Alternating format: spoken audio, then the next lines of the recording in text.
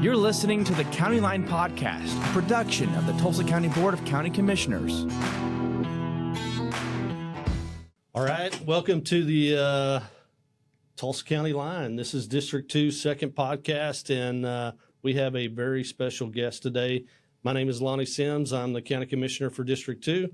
I've got my Deputy Chief, Mark Van Kuren, who is the ace in the hole, and then we have the priority number one, the best guest we could possibly have today, Amanda Blair, the new CEO of the Tulsa County Expo.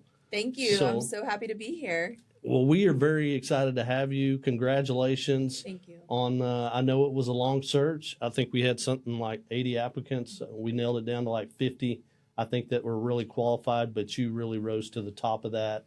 And I'm super excited because just your relationship and experience at the Expo. How many years you've been there? How long have you been there now? I'm going on my 21st year this October. Wow, that's a long time. You know, I think you came in what, 2005? Correct. And I think there was a little basketball related to it. I think the Tulsa 66ers. Want to give a shout out to my deputy chief who's about to go into the Oklahoma Basketball Coaches Association Hall of Fame. Oh, so wow. I'm sure he's got a question or two when it comes to the hoops. So Tulsa 66ers, that's kind of unique. It is. It was the NBA D League that came to Tulsa. And so Expo Square started a ticket office is how I initially landed at Expo Square. Well, I'll be dang. Mm-hmm. So how long were they there at? A few years. A few years. Mm-hmm.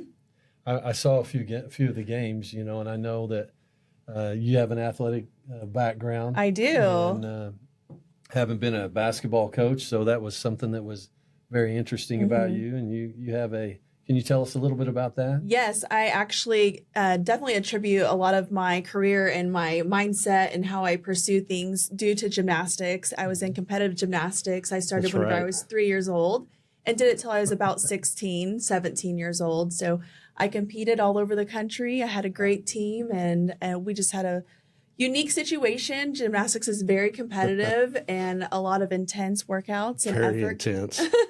So, but again, I think that's it has helped mold me to who I am today. Well, I think I got my daughter to compete in one gymnastics meet, and it cost me a rabbit. Had to go buy her a rabbit at the Atwoods. And it was about this big, and that thing ended up like this big. Ended up like a dog and ran the backyard. So, oh, man.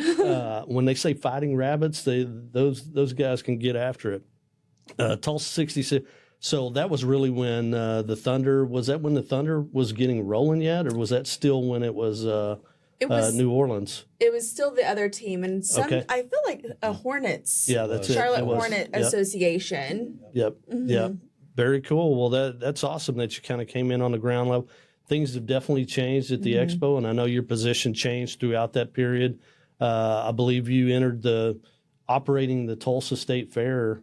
When was that, like 2009, somewhere Correct. in that area? It was in 2008 that I was named the fair manager, and so I had 2008 to 2009 to prepare for that 2009 as my first fair as the Tulsa State Fair manager. That is a huge event. It is. I mean, like huge. 11 days of awesome. That's right.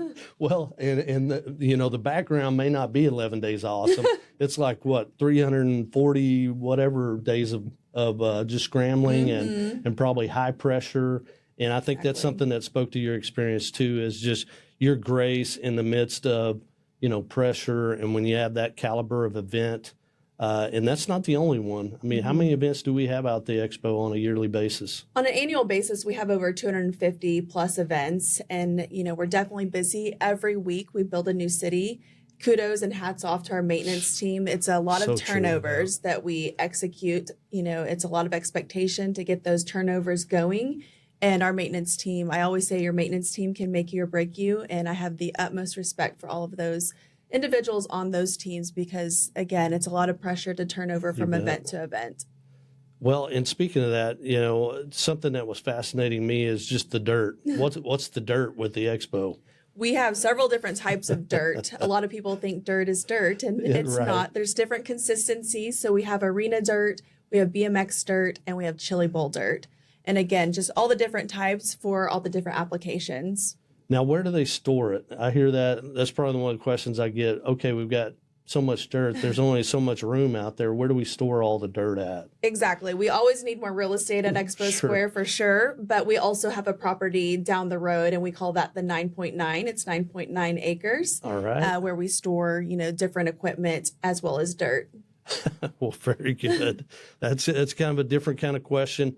You transition from that role. I think your success and how well the state fair has performed has gotten so much better year after year. There's some new things this year too. Even I think that we've introduced. I heard you talking about the Mega Ride Pass. I think there's something different this year. We did online and really had a great response to it.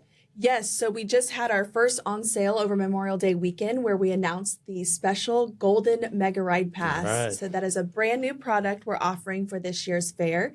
And you'll be able to have access every day to the fair for gate, ride all the rides. And the golden piece of it is you'll also have a Fast Pass. So Fast Pass puts you towards the front of the line. And it's a great opportunity for kids to get those wristbands and ride all the rides 11 days. And I think you said it's limited, right? There's only a limited number of those? Correct. With it being the first year, our plan is to limit it to 3,500 golden Mega Ride passes. Very good. Very good. Well, I'm excited. I know you've got everybody booked. Anybody you can share that's kind of big namers? Is that still top secret? It's still under wraps, but we are planning to announce all of that at the beginning of July. Outstanding. All right. Well, I'm excited. Okay, so you really have taken the fair to the next level, and you had a great predecessor in Mark Andrus, who really took, the expo. I think, shepherded it through some tough times. When you look out there and we had Zingo and we had so many other things that were on site and the transition to where our facilities are now, a lot of capital investment and improvement. So give Mark a tremendous amount of credit, but I give him credit too for seeing the value of experience and talent and really bringing you in as a COO, I believe in like 2015. Is that 2014? Okay.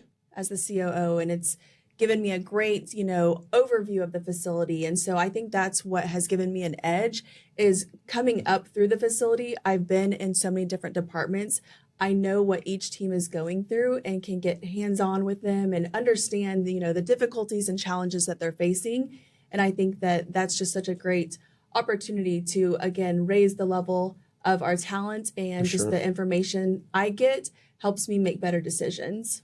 Well, and yeah, I mean, you got to have a love for people because there is so many operations out there. I mean, just cover what goes on in a normal week of events. I mean, we've got livestock out there. You've got food and beverage. You've got, to your point, maintenance, all these different things going on at the same time. RV park. Oh, yeah, that's right. The simulcast facility. Last night was our opening night of live horse racing as well. Yeah, excited. We've got cars moving in for the Mecum auction this week. We have the Pinto World Show, which is one of our largest horse shows that we host. It'll be approximately over 1,500 horses here. And what's so neat about the Pinto World Show, and Daryl Bilkey, our partner, is the most length of show that we've had. I believe it's around 35 years for an equine partner to be at our facility. Beautiful horses too. Daryl is just a great partner. Really wrote a great recommendation letter for you, and I think that's what meant a lot to us as the trustees. Daryl Woodard, Michael Spradlin, some of our fellow trustees and commissioners, Commissioner Slee, Commissioner Dunkerley, to make that decision. That meant a lot. Getting that input from those partners. And it means a lot when you have that kind of established relationship and financially, but really to build on our facilities. I think we've taken a lot of their recommendations over the years and really plugged that into our facilities to maintain the relationship, but also make sure we keep it for the future. Absolutely. I think that is a very critical point right there. And that is one thing that Mark Andrus, my predecessor, did really instill in all of us in our team is there's never a finish line. We can never be stagnant and satisfied. And I think each of our partners really illustrates that and makes us be better. If we have a show that wants something or needs something, it's really just elevating everybody and making us invest into the community, invest in our facilities to make it better for everyone.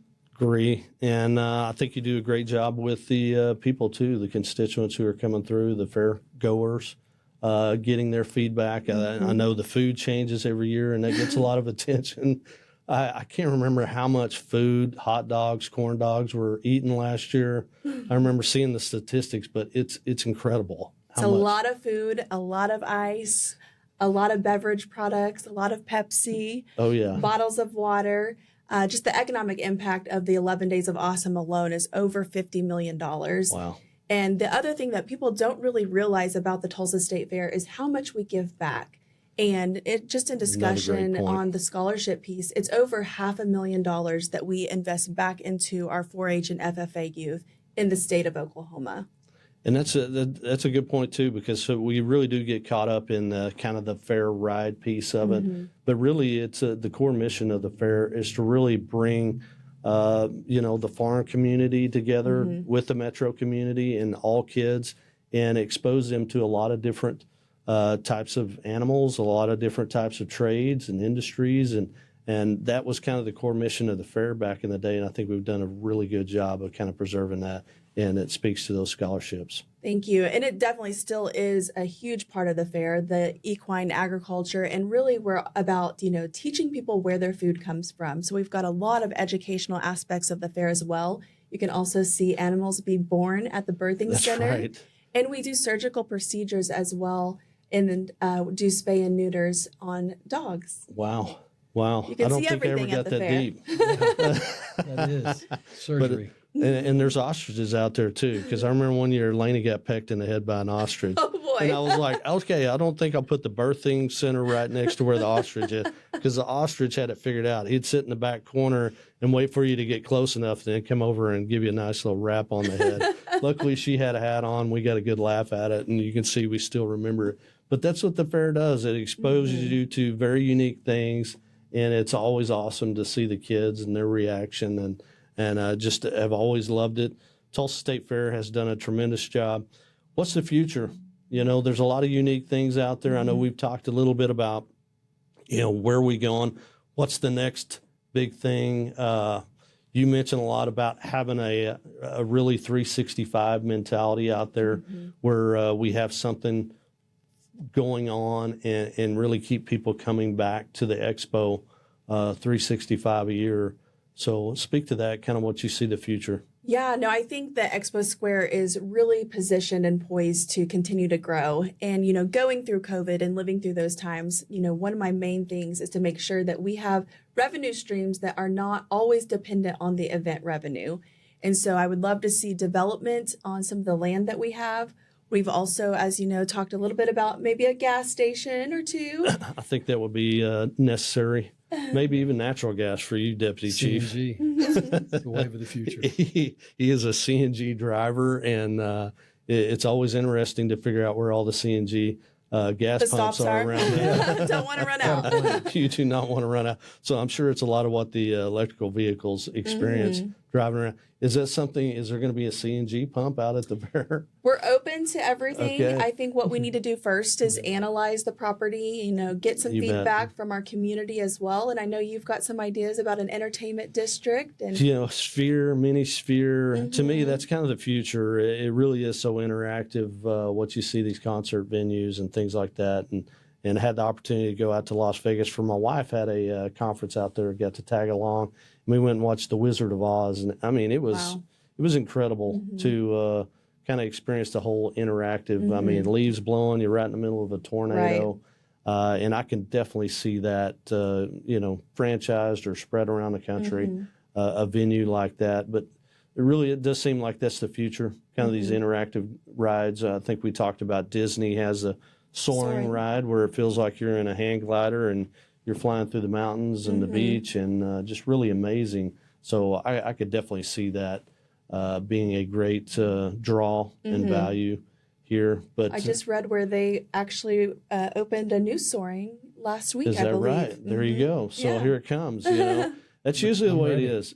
Disney, Universal, they kind of break it out, the new stuff, and then they find a way to really franchise that and make it where the technology can be kind of easier for us to invest in. It's Sure. not so expensive. I can imagine what those things cost to develop. But to your point with Disney and Universal, they do such a high class job. And I've always said the Tulsa State Fair is our community's Disney World, because there are a lot of Absolutely. families in Tulsa and Tulsa County that are not able to go to Disney. So we strive every day to make 11 Days of Awesome as close of an experience to Disney.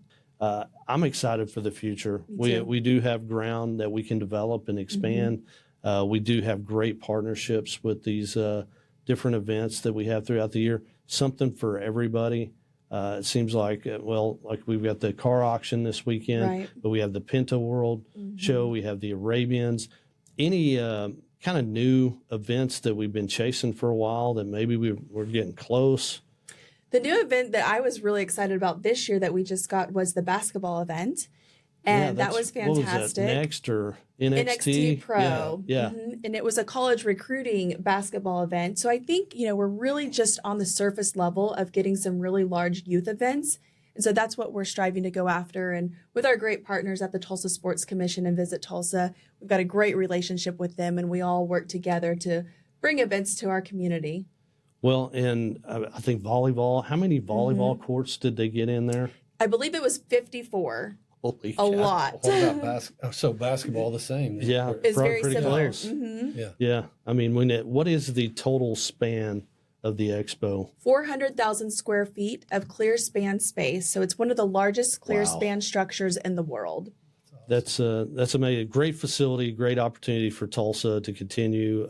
Very excited for your leadership. Thank you. One of the things that I think you've done and really elevated you above some of the other candidates we were looking at is your work in the community, your work with the International Association of Fair and Expos. You've been very active in that. I certainly have over the years. I started, as soon as I was the fair manager, started attending that conference and really getting involved. I think, your education is never complete 100%. and you have to always just be a consistent learner. And IAFE has been that for us in our organization. We constantly attend conferences and go to classes, do webinars and things of that nature. But I did get plugged in, you have to invest in yourself. 100%. And so I got plugged in very early on in my career with YPI and chaired that. And YPI is The Young Professionals Initiative of IAFE. And that opened several doors for me. And I've taught many classes at the different conferences as well. And then most recently, I'm also now the Zone 6 director. So I'm representing the states around us at that convention as a board member and just staying involved. And again, just want to continue the progress in our industry. And that was great. You actually invited me out to the Zone 6, I think, meet and greet. You'd been having was it a conference? I think you really shared ideas. We got to see some of the things that we do differently at the fair. I think we shared that with them. So I assume when you go to events outside of the expo, with that, you get to see things that maybe ideas, best practices we can bring back here. What I like to say is we like to borrow ideas from each other. I think we used to call it steal shamelessly. Yeah. Ours is borrow because, at the end of the day, we're all here to elevate the fair industry because, we're not competing against a state fair in another state. Right. Even in Oklahoma City, we've got great partners down there. And what happens in Tulsa, for the most part, our attendees are completely separate and it's for our communities. So we want to borrow those best ideas and just continue to elevate each and every year. Outstanding. Outstanding. Any future with that? Do you see it continuing to grow? Will you stay active? I assume you will. Yes, I look forward to continue to stay in Zone 6. And my leadership for that role will end in a couple of years. Okay. But I'm hopeful to continue with that opportunity there and serve on the board in different capacities. I'm also on the HR committee of the IFE. And then I'm also just recently added to the financial committee. So there's different avenues to still stay plugged in. And again, you just have to be where your feet are and, just stay grounded to receive that information and invest in yourself. Outstanding. Again, congratulations, Deputy Chief. Anything? No, I think you're going to do a great job. Thank the future of the Tulsa State Fair and everything that you're doing out there, it's just going to take off and you're going to do a great job. So congratulations on your new position and we look forward to working with you. Thank you both so much. Thank you very much, Amanda. That's it for District 2 and the Tulsa County Line. Thank you for joining us. You can always check and get more detail at www.tulsacounty.org. Thank you, Amanda. Thank you.